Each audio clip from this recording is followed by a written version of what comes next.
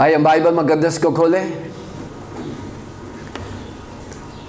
Bible मुक़द्दस में से मुक़द्दस पौलुस रसूल का गलतियों की कलीसियाओं के नाम ख़त, उसका पहला बाब, उसकी 6ठी आयत से 10वीं आयत तक। कलाम मुक़द्दस में से मुक़द्दस पौलुस रसूल का गलतियों की कलीसियाओं के नाम ख़त, उसका पहला बाब और उसकी 6ठी आयत से कलाम मुक़द्दस में यूँ मरकूम है, मैं ताज्जुब करता हूँ कि जिसने तुम्हें मसीह के फज़ल से बुलाया उससे तुम इस कदर जल्द फिर कर किसी और तरह की खुशखबरी की तरफ माइल होने लगे, मगर वो दूसरी नहीं, अलबत्ता बाज़ ऐसे हैं जो तुम्हें घबरा देते हैं और मसीह की खुशखबरी को बिगाड़ना चाहते हैं। लेकिन अगर हम या आसमान का कोई फरिश्ता भी उस खुशखबरी के सिवा जो हमने तुम्हें सुनाई कोई और खुशखबरी तुम्हें सुनाए तो मलाऊन हो।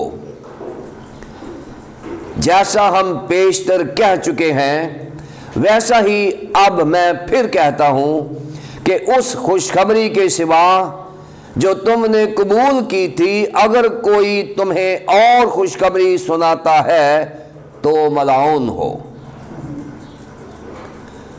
अब मैं आदमियों को दोस्त बनाता हूं या खुदा को? क्या आदमियों को खुश करना चाहता हूं? अगर अब तक आदमियों को खुश करता रहता तो मसीह का बंदा ना होता। खुदावंद के कलाम मुक़द्दस के पढ़े और सुने जाने पर खुदावंद की बरकत नाज़िल होती रहे, आमीन। पिछले लेसन में हमने मुक़द्दस पौलुस रसूल का गलतियों की कलीसियाओं के नाम ख़त के पहले बाब की 5 आयात की तफसीर की थी, जो हमारा पहला लेसन था। लेकिन उससे भी पहले हमने एक लेसन नंबर 0 भी रिकॉर्ड किया है, जिसमें हमने मुक़द्दस पौलुस रसूल का गलतियों की कलीसियाओं से मुतल्लिक़ दिबाचा यानी तारीफ़ दिया है कि किस तरह से मुक़द्दस पौलुस रसूल इन कलीसियाओं में गए और उन्होंने कलीसियाओं का क़याम किया, और जो बाद में बिगाड़ पैदा हुआ उनकी कैसे इस्लाहकारी की। ये लेसन नंबर 0 में है, अगर आप तफसील के साथ सुनना चाहें। लेकिन एक मुख्तसर तारीफ़ जो किताब का है, 1-2 मिनट में मैं बतौर कॉन्टेक्स्ट ऑफ द बुक देना चाहूँगा कि ये जो गलतियाँ है ये किसी पर्सन या प्लेस का नाम नहीं है, यानी किसी शख्स या किसी शहर का नाम नहीं है, बल्कि ये एक रोमी सूबा है जो खुदावंद यीशु मसीह के दौर में इसको सूबा बना दिया गया रोमी हुकूमत ने। लेकिन असल जो गलतियाँ है वो इस सूबे का शमाली हिस्सा है, जहाँ पर खुदावंद यीशु मसीह से 300 साल पहले फ्रांस से एक गाल कबीला वो माइग्रेट हुआ है, और उन्होंने इस हिस्से में आके बसेरा किया, और उनकी निस्बत से इस इलाके को गलतिया यानी गाल से गलतिया कहा गया। और फिर खुदावंद यीशु मसीह के दौर में इस हिस्से में जनूबी शहरों को शुमार करके इसको गलतिया का सूबा करार दिया गया। और ये ख़त जो है ये एक कलीसिया को नहीं बल्कि कई कलीसियाओं को, यानी गलतिया की जनूबी ख़ास तौर पर जो ज़्यादा मुफस्सरीन एग्री करते हैं वो ये है कि ये ख़त जो है वो जनूबी कलीसियाओं को लिखा गया। जब मुक़द्दस पौलुस रसूल ये ख़त लिख रहे थे या अपनी खतूत नवीसी में मसरूफ़ थे तो उनके जहन में भी 7 का नंबर बड़ा मोतबर था और उस वक्त जो भी वो काम करते थे वो 7 दफ़ा करते, यानी 7 नंबर की वो रिस्पेक्ट करते थे।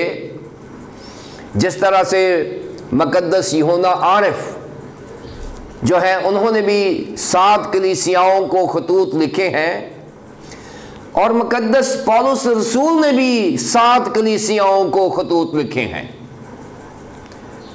वैसे इनके 13 खतूत हैं जो इनके नाम से मंसूब हैं और अगर इब्रानियों को शामिल किया जाए तो फिर 14, लेकिन जो कलीसियाओं को ख़त लिखे गए हैं वो 7 ही हैं, जिनमें से पहली कलीसिया रोमियो की कलीसिया है, दूसरी कलीसिया करंथस की कलीसिया है, तीसरी कलीसिया गलतियों की कलीसिया है, चौथी कलीसिया इफिसस की कलीसिया है, 5वीं कलीसिया फिलिपियों की कलीसिया है, 6ठी कलीसिया कोलोसे यानी कलूसियों की कलीसिया है और 7वीं कलीसिया तसलनीकियों की कलीसिया है। ये 7 कलीसियाओं के नाम मुक़द्दस पौलुस रसूल ने ख़त लिखे हैं उनकी ज़रूरत के मुताबिक, उनकी फितरत के मुताबिक, उनके माहौल के मुताबिक।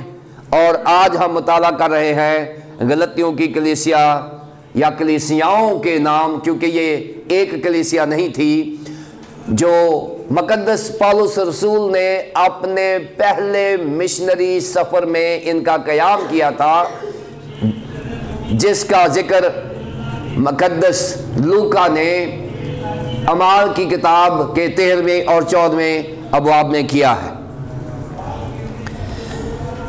जब ये कलीसियाओं में पैगाम सुनाया गया तो मुक़द्दस पौलुस रसूल ने जो कलाम सुनाया वो उसका जो खुलासा है वो इफिसियों की कलीसिया के 2 बाब की नामी आयत में लिखा हुआ है, जहाँ पर बिल्कुल क्लियर कट बता दिया है कि हमको फजल ही से ईमान के वसीला निजात मिली। ये जो 2 बाब की 9 आयत है अगर हम देखें, यहाँ लिखा है कि क्योंकि तुमको ईमान के वसीले से फजल ही से निजात मिली और ये तुम्हारी तरफ से नहीं खुदा की बख्शिश है। ये 2 बाब की 8वीं आयत में जिक्र है जो मैंने बयान किया है। इफिसस की कलीसिया के 2 बाब की 8वीं आयत में यूँ लिखा है क्योंकि तुमको ईमान के वसीले से फजल ही से निजात मिली और ये तुम्हारी तरफ से नहीं खुदा की बख्शिश है। ये जो इंजील है ये बयान की गई है जिस पर बहुत सारे ऐसे यहूदी माइल मसीही जो थे उनको एतराज़ हुआ, क्योंकि उन्होंने कहा कि मसीहियों की निजात उस वक्त तक नहीं हो सकती जब तक वो 3 चीज़ों पर अमल ना करें। मुक़द्दस पौलुस रसूल ने जब ये इंजील सुनाई कि हमें फजल के वसीले से ईमान के बाइस हमें निजात मिली है, और ये जो इंजील है ये उन यहूदी असातिज़ा को पसंद नहीं आई जो कहते थे कि अगर मसीही होना ही है तो 3 बातों पर अमल करना होगा। पहली बात यह थी कि निजात के लिए लाजमी है कि हर नामख्तून मख्तून हो जाए, यानी उसका खतना किया जाए। ये इसलिए कि वो ये कहते थे कि चाहे मसीही मज़हब है, लेकिन निकला तो यहूदियत में से है ना, लिहाजा यहूदियत का जो इसके ऊपर असर है, जो स्टैंप है, वो लगनी ज़रूरी है। तो लाजमी है कि हर शख्स का जो मसीही होना चाहता है और निजात पाना चाहता है उसका खतना हो। नंबर 2, वो ये कहते थे कि जब तक हम मूसवी शरीयत पर अमल नहीं करेंगे उस वक़्त तक हम निजात नहीं पा सकते। और तीसरी बात कि जब तक हम यहूदी रस्म और रवाज को अपनी रोज़मर्रा ज़िंदगी का हिस्सा नहीं बनाएंगे फिर भी हम निजात याफ्ता नहीं हो सकते। सो मुकद्दस पौलुस रसूल के ऊपर और उसकी सुनाई गई इंजील के ऊपर यह बहुत बड़ा हमला था। मुकद्दस पौलुस रसूल के ऊपर ज़ाती हमला भी हुआ और उन यहूदी माइल मसीही असातिज़ा ने यह कहा कि मुकद्दस पौलुस रसूल भी कौन सा जेन्युइन रसूल है, क्योंकि इसका नाम तो 12 रसूलों में है ही नहीं है। क्योंकि 3 तरह से रसालत को देखा जाता था। पहला यह था कि उसका नाम 12 रसूलों की फहरिस्त में हो। दूसरा यह था कि अगर 12 रसूलों की फहरिस्त में नहीं है तो फिर जो अपोस्टोलिक बैंड है, जो रसूल जो 11 हैं, वो इकट्ठे होकर जैसे उन्होंने 12वां चुना और ये भी 12 मिलकर पौलुस का इंतखाब कर लेते तो शायद पौलुस मेयारी रसूल होता। ये भी नहीं हुआ। फिर एक तीसरा भी कुलिया था कि उस वक्त यरूशलेम में 2 बड़े लीडर थे। एक लीडर जो है वो इंतज़ामी मामलात को देखता है और एक लीडर जो है वो रूहानी मामलात को देखता है। यानी पतरस जो है वो कलीसियाई रूहानी मामलात को देख रहा है और जो जेम्स है यीशु मसीह का भाई, वो कलीसियाई इंतज़ामी मामलात को देख रहा है। ये दोनों बड़े लीडर जो हैं इन्होंने भी उसको नहीं चुना। लिहाजा यहूदी माइल असातिज़ा ने यह कहा कि मुकद्दस पौलुस रसूल की ना तो रसालत म्यारी है और ना ही इसकी इंजील म्यारी है, क्योंकि इसकी इंजील जो है वो मूसवी शरीयत पर पूरा नहीं उतरती। अब यहाँ मुकद्दस पौलुस रसूल जो है, जब उन्होंने ये सुना, ये रिपोर्ट जब आई कि पौलुस रसूल की रिसालत पर भी हमला हो चुका है और मुकद्दस पौलुस रसूल ने जो इंजील खुदा यीशु मसीह की सुनाई है उस पर भी हमला हो चुका है, तो तब ये ख़त मुकद्दस पौलुस रसूल ने गलतियों की कलीसियाओं की इस्लाह के लिए लिखा था। और ना सिर्फ गलतियों की कलीसिया की इस्लाह उस वक्त हुई, बल्कि आज तक इस्लाह कलीसिया के लिए जो बेहतरीन ख़त है वो गलतियों का ख़त है। अगर कलीसियाओं में बिगाड़ है या कलीसियाएँ मेयारी नहीं हैं या कलीसियाएँ खुदा और बाइबल के मेयार को पूरा नहीं कर रही, तो गलतियों के ख़त का मुताला हमारी मदद करेगा कि हम कलीसियाओं को पहली सदी की कलीसियाओं के मेयार पर ले जाएं। और अगर आपको याद है तो 16वीं सदी में मार्टिन लूथर ने भी इसी ख़त को इस्तेमाल करके रेफॉर्मेशन यानी कलीसियाओं की इस्लाहकारी की थी। सो ये ख़त जो है ये हमेशा से उन बिदात के ख़िलाफ़, उन हैरसिस के ख़िलाफ़, उन ऐसे मसाइल के ख़िलाफ़ एक लटकती हुई तलवार है। जहाँ कलीसियाओं में बिदतें हैं या मसाइल हैं या कलीसिया मेयारी नहीं है, ये ख़त हमेशा से उनके सर पर एक हैंगिंग सोड रहा है, क्योंकि इस ख़त में कलीसियाओं की इस्लाहकारी के लिए खुदावंद का कलाम मौजूद है। पिछली 5 आयात में हमने मुकद्दस पौलुस रसूल से मुतल्लिक सीखा कि मुकद्दस पौलुस रसूल कौन है। फिर हमने गलतियों के बारे में सीखा कि ये गलतिया और गलतिया की कलीसियाएँ कौन हैं। फिर हमने सीखा कि ये ख़त क्यों लिखा गया। फिर हमने सीखा कि जो क्रिश्चियन ग्रीटिंग्स है इसका ओरिजिन क्या है। हमने खुदा के फजल और इत्मीनान की बात की थी। और फिर हमने देखा था 5वीं आयत में कि किस तरह से मुकद्दस पौलुस रसूल की ज़िंदगी जो है वो डॉक्सोलॉजी में गुजरती है, यानी खुदा की हम्द व तमजीद में। सो आज हम 6ठी आयत से 10वीं आयत तक का मुताला करेंगे। और 6ठी आयत से 10वीं आयत तक अगर हम देखें तो पहले इसकी नेचर को देखें। मुकद्दस पौलुस रसूल के तमाम खतूत में ये जो अदाब व तस्लीमात यानी तारफी आयात के बाद हमेशा वो कलीसियाओं को प्रेज करता है, कलीसियाओं को कहता है कि मैं बड़ा खुश हुआ हूँ, आपका ईमान बड़ा अच्छा है, आपके काम बड़े अच्छे हैं। वो हमेशा जैसे ही वो अपना तारफ ख़त्म करता है तो वो कलीसियाओं को प्रेज करता है, उनकी तारीफ करता है। लेकिन यहाँ ऐसा नहीं है। यहाँ स्टेट में वो कहता है कि मैं ताज्जुब करता हूँ कि जिसने तुम्हें मसीह के फजल से बुलाया उससे तुम इस कदर जल्द फिर कर किसी और तरह की खुशखबरी की तरफ मायल होने लगे। यानी यहाँ सीधा सीधा मुकद्दस पौलुस रसूल ने एक चेक लगा दिया है। शायद ये कलीसिया एडमायरेबल नहीं है, शायद ये कलीसिया मुकद्दस पौलुस रसूल को दुख दे रही है।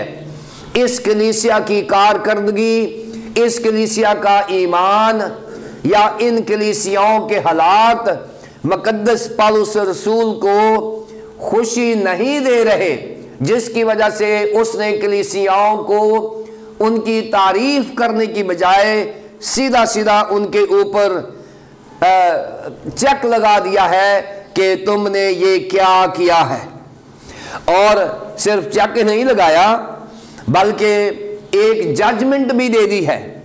और अगर आप देखते हैं कि 8वीं और 9वीं आयत में यहां सीधा सीधा लिखा है कि अगर कोई और खुशखबरी सुनाता है तो वो मलऊन हो, यानी यहां पर एक जजमेंट भी दे दी है।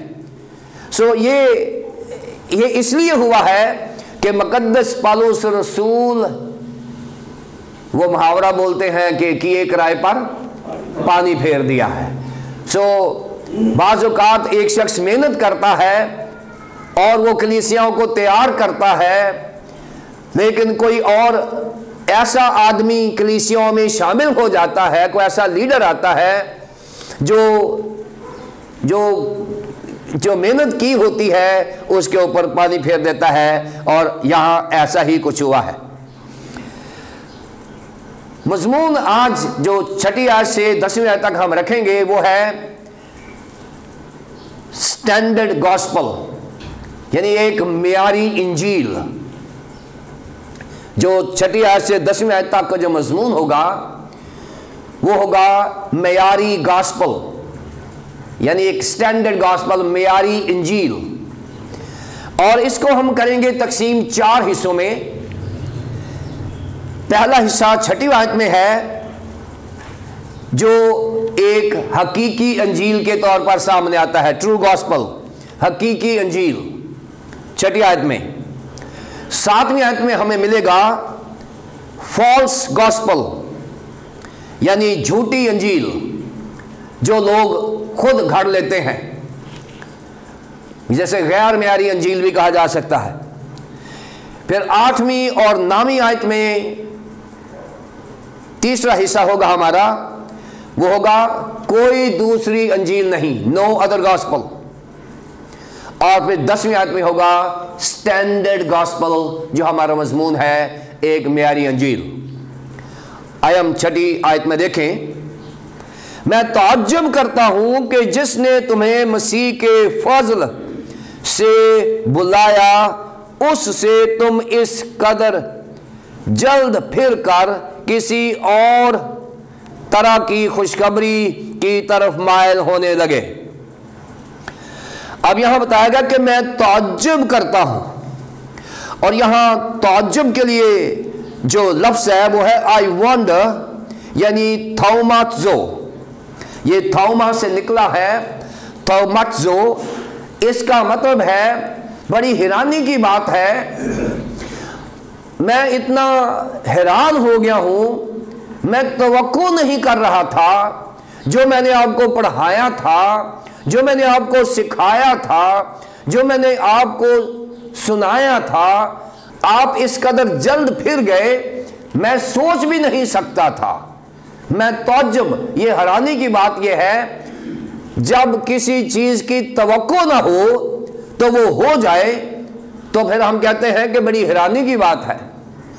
अब मुकद्दस पौलुस रसूल जो हैं, उन्होंने जो इंजील पेश की है उसका मेयार क्या है?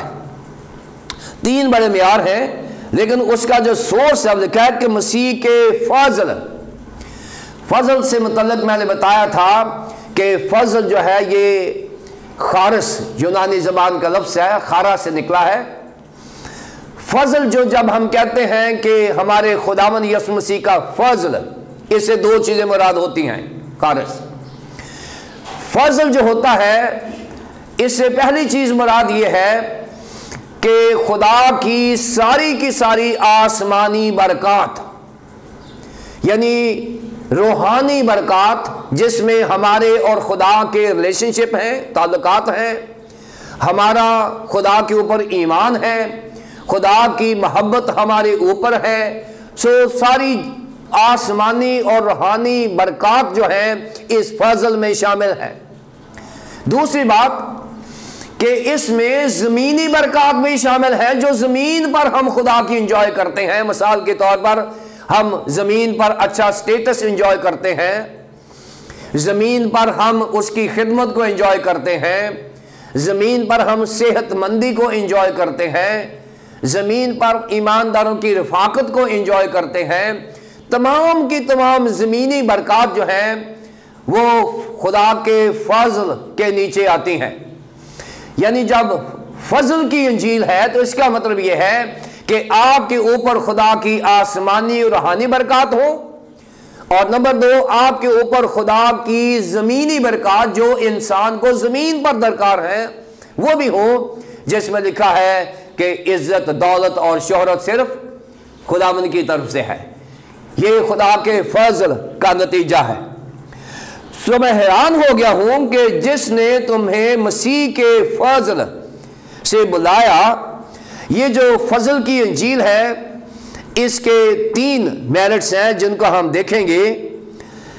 पहला मेरिट जो है वो ये है कि ऐसी इंजील जो खुदा के फजल के वसीले से हमें मिली है। खुदा के फजल की हम इलस्ट्रेशन देखते हैं क्या है। मिसाल के तौर पर यह है कि एक बिल्डिंग कंस्ट्रक्टर है जो ठेकेदार है या मालिक है, वो बिल्डिंग बना रहा है और उसने बहुत सारे मजदूर हायर किए हुए हैं और मजदूर सुबह 8 बजे आ जाते हैं। उन मजदूरों में से कोई सीमेंट लेके आ रहा है, कोई ईंटें लेकर आ रहा है, और शाम 5 बजे तक वो सारा दिन लेबर करते हैं, और सारा दिन की लेबर के बाद मालिक उन्हें शाम को 1000 रुपया दे देता है। लेकिन उस मालिक के पास 5 बजे एक ऐसा आदमी आया है जिसने मेहनत नहीं की, और सबको जब 1000 रुपया दिया तो मालिक ने उसको भी 1000 रुपया दे दिया। अब दूसरे कहने लगे कि हमने सारा दिन काम काज किया है, तो आपने इनको 1000 रुपये दिया है, हमें भी 1000 रुपया दिया है। दूसरों ने कहा, उन्होंने कहा कि हमने सारा दिन काम किया और हमें 1000 रुपया मिला, और इसने तो काम ही नहीं किया। उसने कहा कि इसने सिर्फ मुझे ट्रस्ट किया है, इसने सिर्फ मुझे माना है, और उसको 1000 रुपया उसके फजल यानी बगैर काम करने से। ये पौलुस की इंजील थी जो खुदावंद यीशु मसीह ने उसे दी। और फजल जो होता है वो उसके ऊपर हम कुछ नहीं करते, हमारा कोई कंट्रीब्यूशन नहीं होता, तो खुदा हमें वो चीजें दे देता है। और ये फजल की अंजील है जो खुदा ने हमें दी है मुकद्दस पौलुस रसूल के वसीले से, नंबर 1। नंबर 2, फजल की अंजील ये है कि मुझसे गलती हुई और मुझे सजाए मौत हुई। मिसाल के तौर पर मुझसे ऐसी गलती हुई कि मुझसे गलती हुई और मुझे सजाए मौत हुई, लेकिन कोई शख्स आ गया, उसने कहा कि मैं आपकी खातिर मरूंगा, आप बचे रहें, मैं आपकी खातिर मरूंगा। हम बनी नौ इंसान से ऐसी गलती हुई, बल्कि गलतियां हुई कि हमारे ऊपर सजाए मौत लागू हो गई, क्योंकि गुनाह की मजदूरी मौत है, और गुनाह जो है वो मौत को दावत देता है।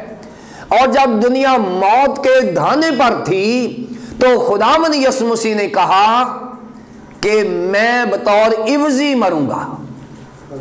खुदावंद यीशु मसीह ने अपनी मौत रैंसम के तौर पर, यानी इवजी मौत दे दी कि आप बच जाओ, मैं मरूंगा आपके गुनाहों की खातिर, क्योंकि खुदा ने दुनिया से ऐसी मोहब्बत रखी कि उसने अपना इकलौता बेटा बख्श दिया। सो ये जो बख्शा जाना है ये भी इंजील है, और उस वक्त पता चलता है जब वाकई किसी को सजाए मौत हो और उसको ये कहा जाए कि तेरी खातिर मैं मरूंगा, तू बच जाएगा लेकिन तेरी खातिर मैं मरूंगा। ये अंजील थी जो मुकद्दस पौलुस रसूल ने सुनाई, जो खुदा ने उसे दी। तीसरी बड़ी जो चीज थी वो ये थी कि खुदा ने पौलुस रसूल के वसीले से यहूदी शरीयत और रस्म रवाज से आज़ाद किया, यानी law and rituals, redeeming from law and rituals, कि खुदा ने मूसवी शरीयत और यहूदी रस्म रवाज से रहाई दी। ये भी इंजील है जिसे हम हकीकी इंजील कहते हैं। इस अंजील को वो भूल गए, और ये ताज्जुब की बात है, जल्द फिर गए। फिरने के लिए डिजर्टिंग यानी मेटातीथेमी लफ्ज़ इस्तेमाल हुआ है, मेटातीथेमी, और ये मेटातीथेमी दो अल्फाज का मजमूआ है। इसका मतलब होता है एक जगह से दूसरी जगह चले जाना, माइग्रेट हो जाना। इसका यह भी मतलब होता है कि किसी एक नजरिए को छोड़कर किसी दूसरे नजरिए का कायल हो जाना, यानी एक नजरिए को छोड़कर किसी दूसरे नजरिए का कायल हो जाना, इसको भी मेटातीथेमी कहते हैं। सियासी तौर पर ये पार्टी बदलने को भी कहा जाता है, यानी अगर आपकी सियासी पार्टी ये है तो आप कहें कि नहीं, मैं दूसरी सियासी पार्टी का रुकन हो जाऊंगा। सो ये सारी चीजें आती हैं इसमें। सो यहां पर यह बताया गया है कि आपने क्यों पार्टी बदली, आपने खुदा के फजल को छोड़कर मूसवी शरीयत के पास क्यों गए दोबारा। आपने पौलुस रसूल की इंजील जो खुदावंद यीशु मसीह ने उसे दी, पौलुस रसूल की मार्फत, उसको आपने क्यों रद्द किया। सो ये सारी चीजें यहां बताई जा रही हैं। यहां पर बताया जा रहा है कि असल अंजील क्या है, और दूसरी अंजील जो है वो भी यहां बताई गई है कि आप ऐसी अंजील की तरफ चले गए हैं जो असल में अंजील नहीं है। ये खुशखबरी नहीं है कि सारा दिन मेहनत करो तो आपको 1000 रुपया मिले। ये खुशखबरी है कि आपने कुछ नहीं किया और आपको 1000 रुपया मिल गया है, आपको दिहाड़ी मिल गई है। सो ये छठी आयत जो है, इसमें इंजील के मेयार यानी हकीकी अंजील से मुतल्लिक बताया गया है कि यह क्या है। 7वें आयत में लिखा हुआ है, मगर वो दूसरे नहीं, अलबत्ता बाज ऐसे हैं जो तुम्हें घबरा देते हैं और मसीह की खुशखबरी को बिगाड़ना चाहते हैं। अब 6ठी आयत जो है उसमें एक Christian concept of the gospel दिया गया है, Christian view of the gospel, यानी जो मसीही नजरिया अंजील है उसको बताया गया है। और 7वीं आयत में यहूदी नजरिया अंजील को बताया गया है, Jewish concept of the Gospel. 7वीं आयत में यह बहुत खूबसूरत मुआजना है। 6ठी आयत में मसीही अंजील को बताया गया है, 7वीं आयत में है अंजील लेकिन यहूदी इंजील है। यहूदियों की इंजील क्या है कि निजात के लिए 3 चीजों का होना जरूरी है। इब्राहिम के अहद में शामिल होना यानी खतना करवाना, मूसवी शरीयत पर अमल करना, नंबर 2, और नंबर 3 यहूदी शरीयत के ऊपर, रस्म रिवाज के ऊपर अमल करना। ये 3 चीजें जो थी वहां पर बताई गई हैं। और लिखा है कि लोग आपको घबरा देते हैं क्योंकि वो खतने की तरफ ले जाते हैं, मूसवी शरीयत की तरफ ले जाते हैं, यहूदी रस्म रिवाज की तरफ ले जाते हैं, इसलिए वो आपको बिगाड़ते हैं। अगर हम या आसमान का कोई फरिश्ता भी उस खुशखबरी के सिवा जो हमने तुम्हें सुनाई कोई और खुशखबरी तुम्हें सुनाए तो मलाउन हो। ये 8वीं आयत है और 9वीं आयत इसी का हिस्सा है। जैसा हम पेशतर कह चुके हैं वैसा ही अब मैं फिर कहता हूं कि उस खबरी के सिवा जो तुमने कबूल की थी, अगर कोई तुम्हें और खुशखबरी सुनाता है तो मलाउन हो। यहां पर जो दूसरी इंजील सुनाने वाले हैं उन पर कर्स किया गया है, यानी उन पर लानत की गई है। वो मलाउन हो यानी वो कंडेम किया गया है। और अंग्रेजी में है कि वो अबदी तौर पर कंडेम किया जाए, इटर्नल कॉन्डमनेशन, कि वो एक अबदी तौर पर उसको सजा मिल जाए। अब यहां थोड़ी सी वार्निंग्स हैं हमारे लिए। हमारे पास गलतियों की कलीसियाओं में 15 ऐसे मेयार हैं जिसे हम हकीकी इंजील कहते हैं। और ये जो 15 मेयार हैं मैं स्क्रीन पर इन्हें दिखाऊंगा कि 15 ऐसे मेयार हैं जो बताए गए हैं, थियोलॉजिकल पॉइंट्स हैं कि what is the real gospel, कि अंजील मुकद्दस जो हकीकी अंजील है वो क्या है।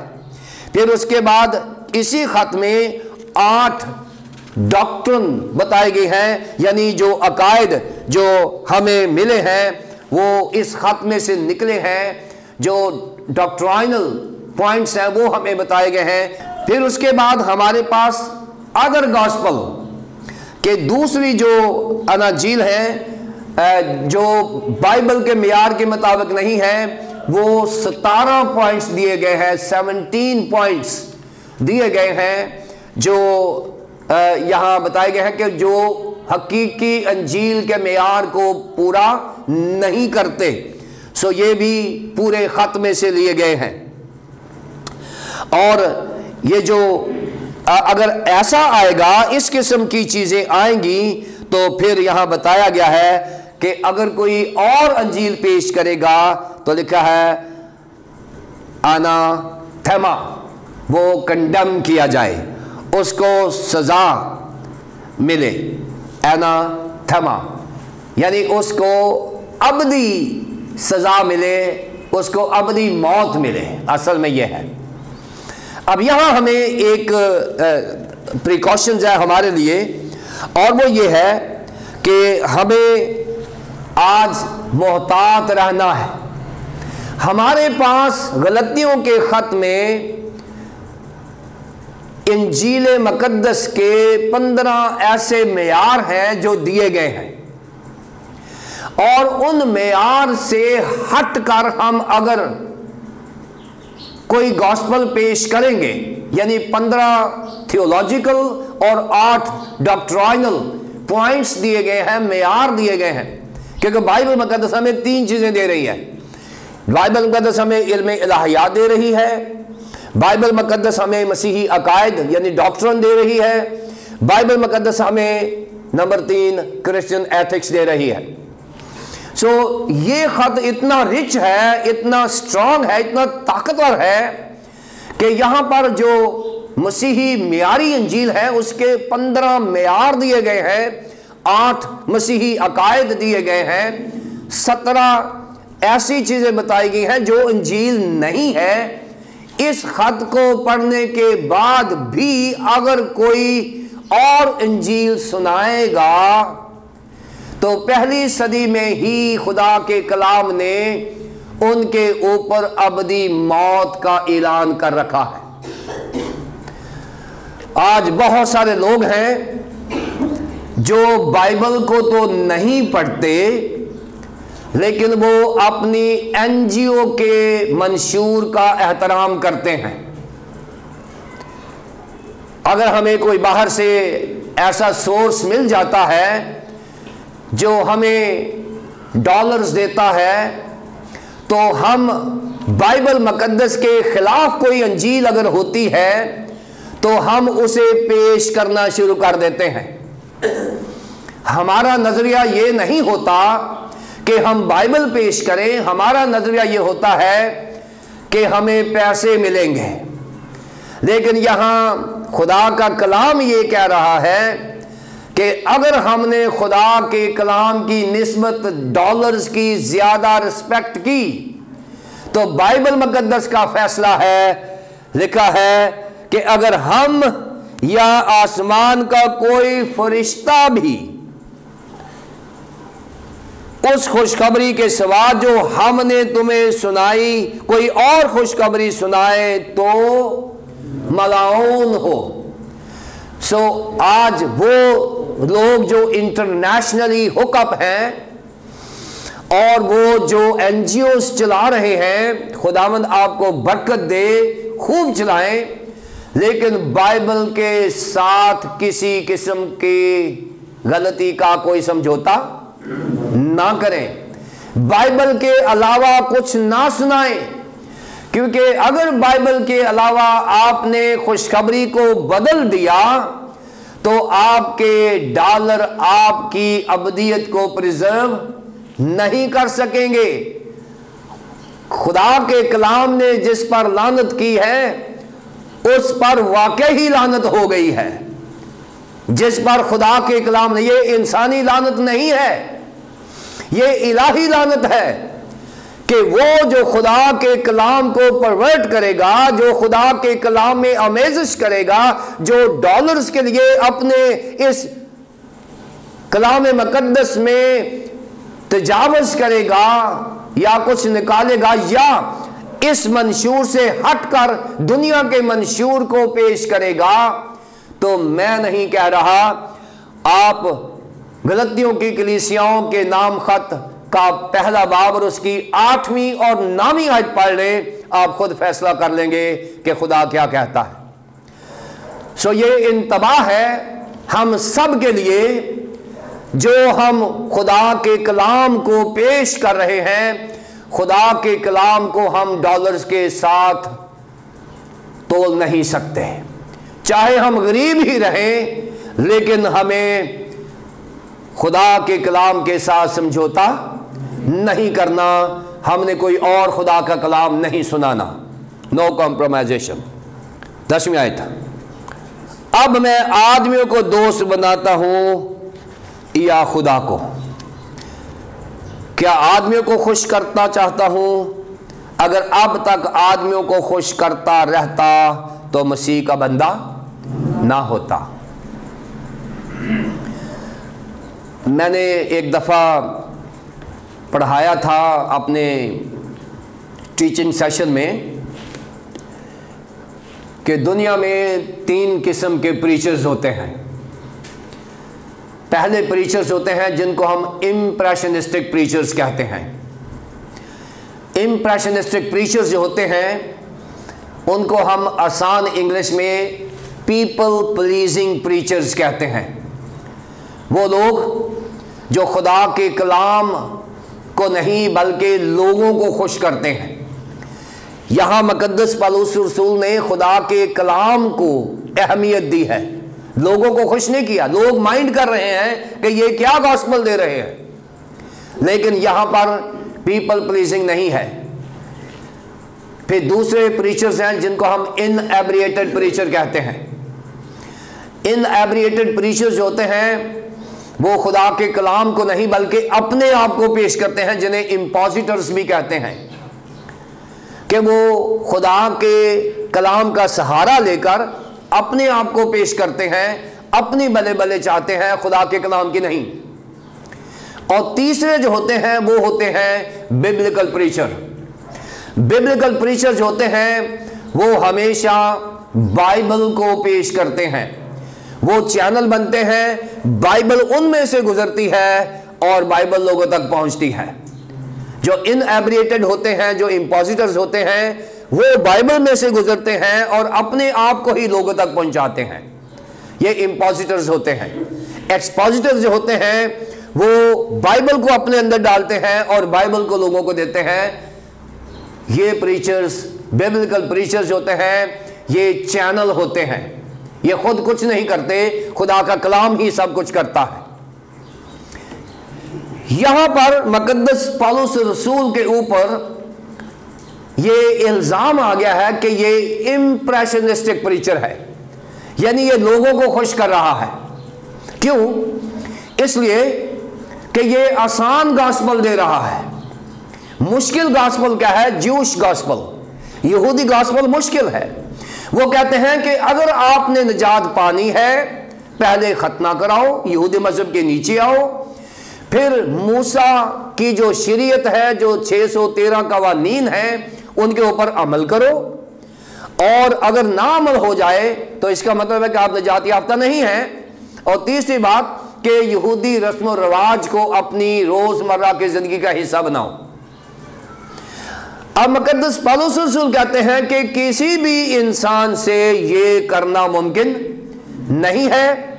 और पौलुस रसूल ने जो यीशु मसीह की इंजील सुनाई है वो ये है, क्योंकि तुमको फजल के वसीला ईमान ही से निजात मिली।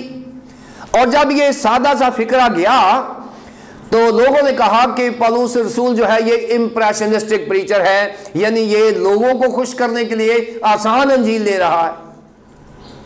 और यहां 10वीं आयत में उसने अपने आप को क्लियर किया है। उसने कहा है कि अब मैं आदमियों को दोस्त बनाता हूं या खुदा को, कि मैं खुदा की इंजील जो सही इंजील है वो सुना रहा हूं, मैं लोगों को खुश करने के लिए नहीं।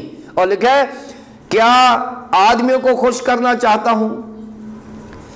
अगर अब तक आदमियों को खुश करता रहता तो मसीह का बंदा, यहां बंदा डूलॉस है, डियाकोनॉस नहीं है, यहां डूलॉस है।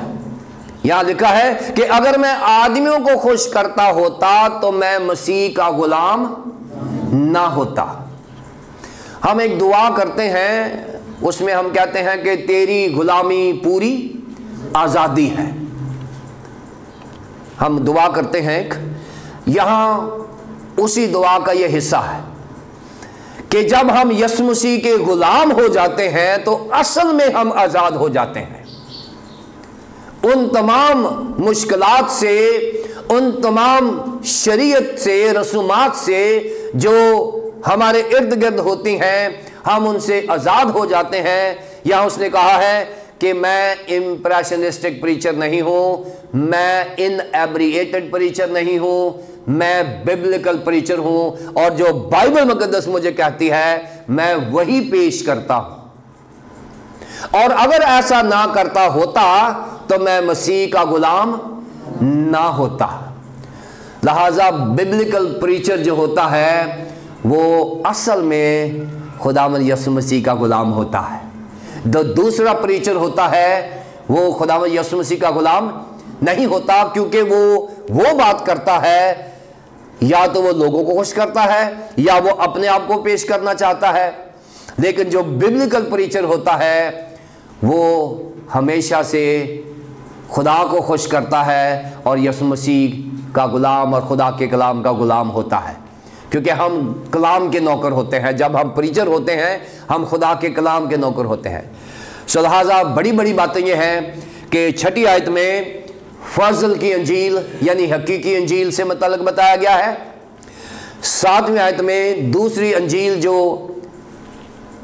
अंजील नहीं है, जो ज्यूश तस्वर अंजील है, यहूदी तस्वर अंजील है, वो बताया गया है। 8वीं और 9वीं आयत में एक इंतबाह किया गया है कि जो लोग जिम्मेदार हैं, जो प्रीचिंग करते हैं, वो ये देख लें कि बाइबल के अलावा अगर कुछ प्रीच किया तो हम मलाउन हो जाएंगे। और फिर 10वीं आयत में मुक़द्दस पौलुस रसूल ने कहा है कि चाहे कुछ भी हो जाए, मैं वही कहूँगा जो खुदा मुझे कहेगा, वही करूँगा जो खुदा मुझे कहेगा, मैं वही कलाम सुनाऊँगा जो खुदा मुझे कहेगा। सो मैं आदमी को खुश नहीं करूँगा बल्कि खुदा की अंजील को सुनाऊँगा। खुदा मुझे और आपको ऐसा करने की तौफीक अता फरमाए। आमीन।